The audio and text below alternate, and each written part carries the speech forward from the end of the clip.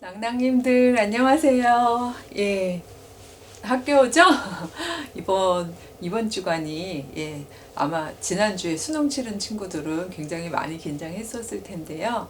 이번 주간이 이제 면접 하고 막 이러는 주간이라 이제 이 선생님들이 긴장하는 시간입니다. 예. 정말 열심히 준비한 친구들, 또 실력 있는 친구들, 또 저 같은 경우에는 기독교 학과이다 보니까 또 헌신된 친구들, 이런 친구들을 질문을 통해서 잘 파악하고 또 진심을 잘 또 포착하고 할 수 있는 지혜를 달라고 제 전문성에 더하여 함께 기도해 주시면 좋겠습니다. 그래서 사실은 거의 연구실에서 살아야 되는 주간인데요. 그래서 급한 나머지 카메라를 들고 일단은 출근을 했어요.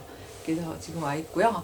또 감사하게도 면접하면서 얼굴이, 그러니까 우리 낭낭님들은 제 사정을 다 아시니까 뭐 얼굴이 어떻게 돼도 이 제 마음 중심을 봐주실 거라고 생각해서 안심이었는데 사실 이번 주간 굉장히 걱정했어요. 왜냐면 학생들이 저랑 처음 이제 학생들은 줌으로 보고 저희는 학교에서 하는데 선생님 얼굴이 만약에 막 어마어마하면 또 그게 첫인상이 또 학과에 대한 인상까지 어떻게 될까 막 걱정을 했었는데 그래도 다행히 또 이렇게 준비해 주시고, 그리고 말씀으로는 제가 저 백발로 살래요 막 이랬었는데 또 감사하게도 이 학생들 희끗희끗하게 모였는데 이거 뒷광고는 절대 아니고 내 돈 내산 뭐 이런 거 있죠, 요즘에 많이들 얘기하는데 이게 뭐 땡땡땡 무슨 물염새 물에 타가지고 완전 허브랑 곡식으로만 이렇게 옛날에 우리 봉숭아 물들이는 것처럼요, 그렇게 자연 물질들로만 이루어진 게 있다는 걸 우연히 알게 돼서 한번 제가 구매를 해봤어요. 그리고 앞에만 해봤더니 나름 성공적인 것 같아요. 그래서 학생들 만나야 하기 때문에 나름 눈썹도 안 그린다 그러더니 막 그리고요. 어쨌든 좀 해봤는데 다행히 우리 또 덕분에 우리 낭낭님들 발랄하게 만날 수 있게 된 것 같습니다. 묵상 이어가 보겠습니다. 사실 뭐 기적하면 이 엘리사가 행했던 기적들이 굉장히 많고 이걸 하나하나 제가 다 촘촘히 하기에는 기적에 대한 부분들은, 그러니까 뭐 제 MBTI가 궁금하시진 않겠습니다만 제가 INTJ래요. 사실 뭐 이런데 제가 이렇게 막 유형론에 갇혀 있고 한 사람은 아닙니다만 친구들이 이런 거 되게 궁금해하는 친구들이 많더라고요. 그냥 하도 그 친구가 궁금해해서 엄마랑 성향 자체가 매우 다른 부분들이 있는 것 같은데 궁금했나 봐요. 그래서 뭐 소원이라니 한번 했다가 알게 된 건데 그러니까 N 성향이 있는 것과 T 성향이 있는 사람들의 특징이 이성적이고 합리적이고 이렇게 눈에 보이고 확증이 되고 이래야지만 믿는다거나 아니면 그런 부분에 이렇게 설득을 당한다거나 이런 성향이 강한가 봐요. 뭐 그렇다는 면에서는 저도 동의가 가능한데, 따라서 기적이라는 부분이 절대 믿을 수 없다는 건 아닌데 이성으로 할 수 있는 한 끝까지는 가보는 스타일인 거죠. 근데 그러다 보니까 저도 어렸을 때부터 성경을 읽을 때 기적 이야기에 대한 특별한 감동은 없었던 것 같아요. 그리고 심지어 저의 삶 속에서도 제 삶 속에서 기적을 이루어주세요 이런 기도는 드리지 않았던 것 같아요. 그러니까 그냥 저에게 주어진 만약에 어려운 상황이 있더라도 이 상황을 제가 잘 헤쳐나갈 수 있는 힘을 주세요라는 기도는 해봤어도 이 상황을 기적적으로 타개해 주세요라는 기도는 안 드려봤거든요. 근데 그게 하나님의 능력에 대해서 불신했다기보다는 그냥 제 성향인 것 같아요. 그러니까 뭐 굳이 죄송해요. 굳이 꼭 기적이 있어야 하나? 그러니까 이 부정하는 것과 또 이 강구하는 것은 다른 차원이잖아요. 그래서 삶이란 그냥 말 그대로 주어진 거고 내 삶 가운데에서 닥쳐지는 그 모든 것들은 그냥 하나님의 역사 가운데서 일어나는 것들이고 그리고 그 중에 나의 몫이 만약에 뭐 그렇게 해피한 몫이 아니라면 그건 역시 마지막 잔을, 그러니까 마지막 나의 숨을 예, 쉬는 그날까지 그냥 감사함으로 그걸 잘 꿋꿋이 견뎌내는 것. 저는 이제 그러나 이제 그 과정 중에서 그게 잘 견딘다는 게 무조건 수동적으로 그냥 아무것도 안 한다는 뜻이 아니라 하나님이 나에게 주신 나의 최선을 다해서 나의 뭐 에너지와 생각과 뭐 능력과 뭐 힘과 이런 모든 것을 다 가지고 마지막까지 최선을 다하는 것, 이게 일종의 저에게는 신앙 고백이었다 보니까 기적을 통해서 저를 좀 제 상황을 살펴주세요 이런 거가 저한테는 개인적으로는 불편했어요. 이게 어떤 보편적인 기적에 대한 저의 신학적인 입장은 아니고 개인적으로 그랬다는 거죠. 그러다 보니까 엘리사가 왜 열왕기 하에 뭐 4장, 5장 이쪽으로 넘어가면 이제 엘리사가 그 행했던 기적 이야기들이 굉장히 이제 집약적으로 많이 나와 있잖아요. 그래서 이것들에 대해서 제가 신학적으로 푸는 거에 대한 좀 불편함은 개인적으로 있습니다. 그래서 저는 이 부분에 대한 어떤 뭐 구약 성서 신학적인 부분이라던가 아니면 교리적인 내용이라든가 이런 접근보다는 제가 윤리학자다 보니까 삶으로 접근하는 상상력을 좀 펼쳐보려고 하는데요. 오늘 제가 이야기하고 싶었던 것은 그 과부의 기름 그릇에 대한 내용이에요. 이게 엘리사에게도 이 이야기가 있지만 그 스승님이었던 엘리야도 그 홀로 된 그리고 아들 하나와 함께 그 오랜 기근 때문에 정말 마지막 남은 기름과 마지막 남은 가루를 가지고 그냥 그걸 마지막 음식으로 먹고 그저 죽으려 했던 그 과부와 아들을 그 살리는 이야기가 나오잖아요. 근데 굉장히 비슷한 내용이 엘리사, 그 제자죠. 제자의 엘리사에게도 나오고 있어요. 근데 거기가 그 4장 1절부터 7절까지에는 그러니까 기근과 이제 뭐 가난 뭐 이런 거로 인해 공공의 상황에 처한 그 내용이 나오고요. 8절부터 뒤에는 또 아들이 죽었다가 이렇게 살아나는 얘기가 나와요.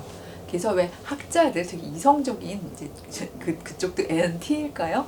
이성적인 학자들의 경우는 왜 이게 이야기들이 그때그때 쓰인 게 아니라 구전이 되다 보니까 스승인 엘리야에게 이게 하나의 에피소드처럼 지금 엮여 있고 엘리사에게는 각각 다른 이야기로 이렇게 있으나 같은 장에 이렇게 엮여 있잖아요. 그래서 일종의 이제 그 구전되다가 이렇게 중복된, 그러니까 어떤 한 가지 에피소드에 대한 중복된 이야기를 뭐 스승에게 기록한 것도 있고 제자에게 기록한 것도 있고 이런 식으로 중첩된 거다라고 이성적으로 풀어야만 직성에 풀리는 그런 사람들도 있는 거죠.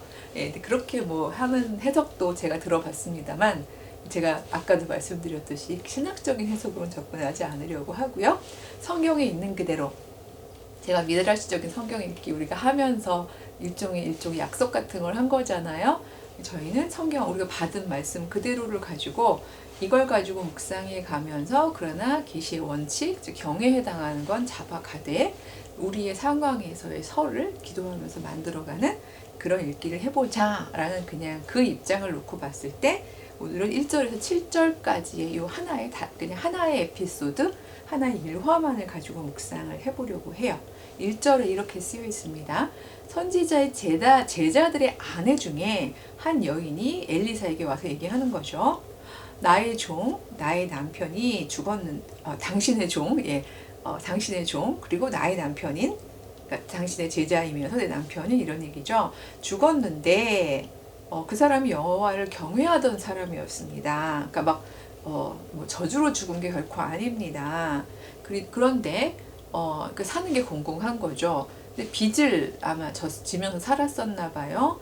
근데 빚 준 사람이 와가지고 하는 얘기가 돈 못 갚으면 두 아이를 데려다가 노동으로 대신하게끔 하겠다고 합니다. 이 상황을 어찌해야 할까요? 하고 이제 안타까워서 달려온 거죠. 이 1절만 놓고 봐도요. 어떤 게 상상이 되냐 하면 사실 엘리야는 굉장히 고독했잖아요. 그에게 제자들이 없었던 것은 아닌데 보면은 그 엘리야는 일상을 살면서 이렇게 제자 군단 혹은 어떤 제자들의 공동체를 이루면서 살았던 것 같진 않아요. 혼자서, 그쵸, 막 그 오랫동안 집거 생활을 하기도 하고요. 그리고 등장할 때도 보면 되게 불쑥불쑥 왕 앞에 나타나서 한마디 착 하고 사라지기도 하고, 이렇게 굉장히 외로운 삶을 살았던 모습들이 많이 흔적들이 보이는데, 이제 엘리야 같은 경우에는 그랬는데, 엘리사는 비교적 그 거주지를 사람들이 다 알 수 있는 상황인 것 같죠. 그래서 이렇게 제자의 남겨진 아내도 와서 아를 수 있을 만큼 어떤 거주지 있는 모습이 보이고, 그리고 또 많은 제자들을 거느리고 있는 것으로 보여요.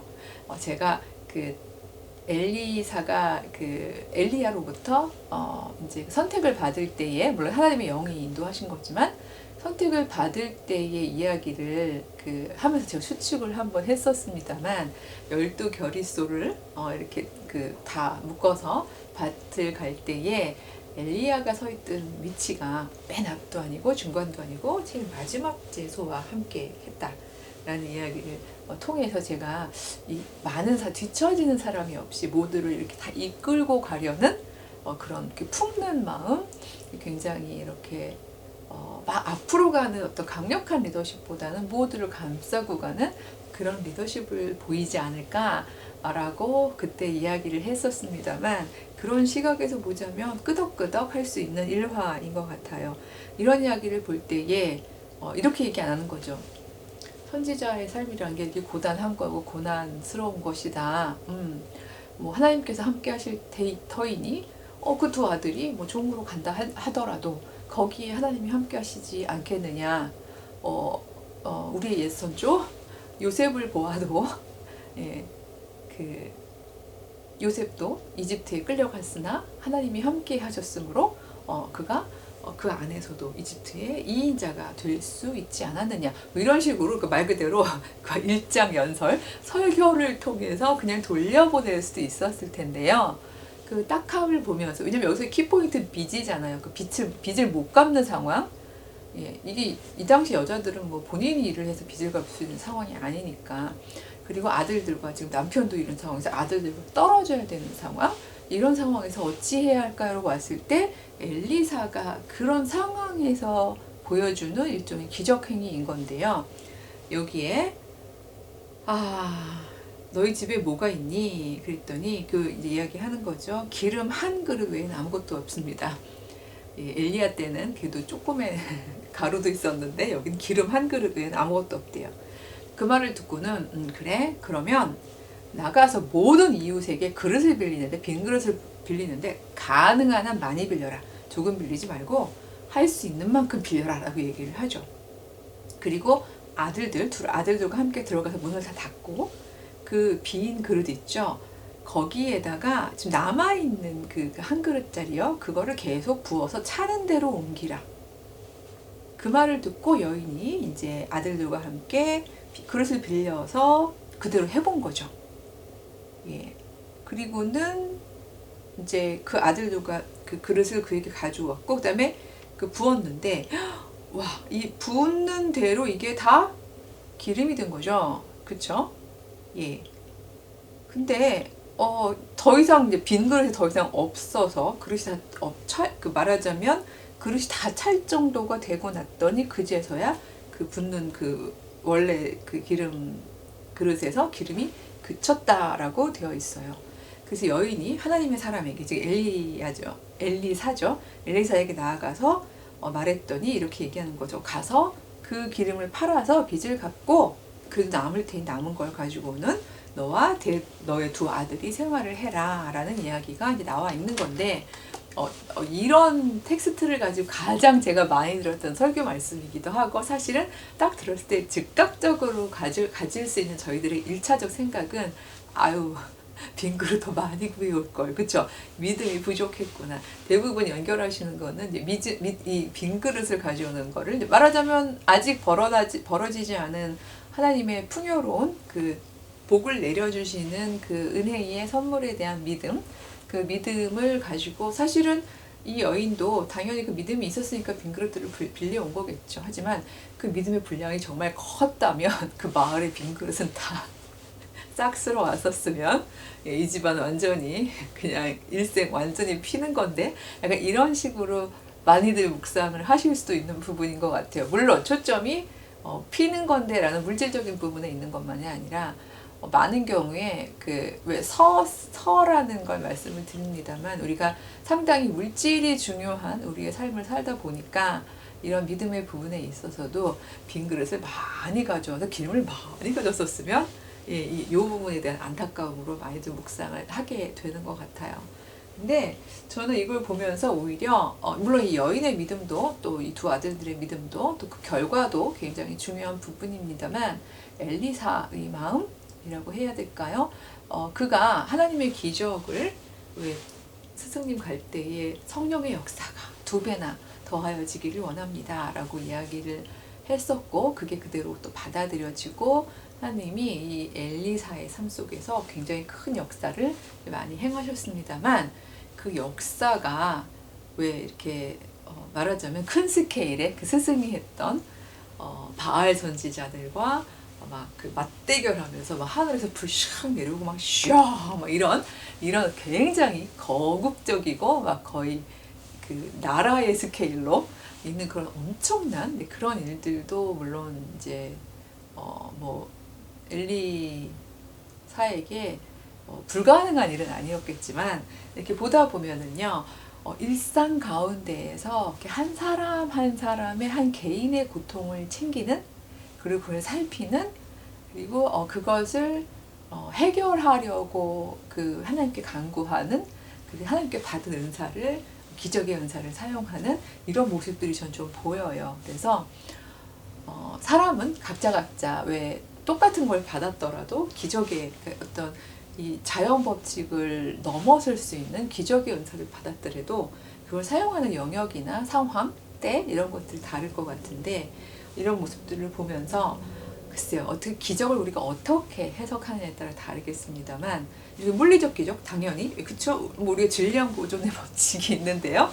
그릇에서 계속해서 기름이 따라지는 거, 이건 분명히 물리적 기적입니다만, 기적이란 해석하기에 따라서 일상을 넘어서는, 일상에서는 일어날 수 없는 굉장히 초월적이고 불가사의한 일들을 통해서 우리가 삶이 지속되고 그 삶이 계속해서 사라질 수 있게 만드는, 저는 그런 것들도, 즉 비일상의 모든 것들을 저희가 기적이라는 큰 넓은 범위에서 보자면, 우리 역시 우리가 가지고 있는 일종의 탤런트, 기프트, 재능 이런 걸 통해서 그냥 우리 시대의 당연인 것, 야, 빚 못 갚았으면 내 애들을 통해서도 갚는 게 맞지, 그 보내, 하나님 임마누엘 이런 식으로 생각할 수도 있는 그런 문화에서 그 찾아온 과부의 애통함을 보고 그가 기꺼이 행했던 기적의 그런 행동처럼 우리도 우리 삶 속에서요, 야, 그건 당연한 거야, 뭐 그 정도,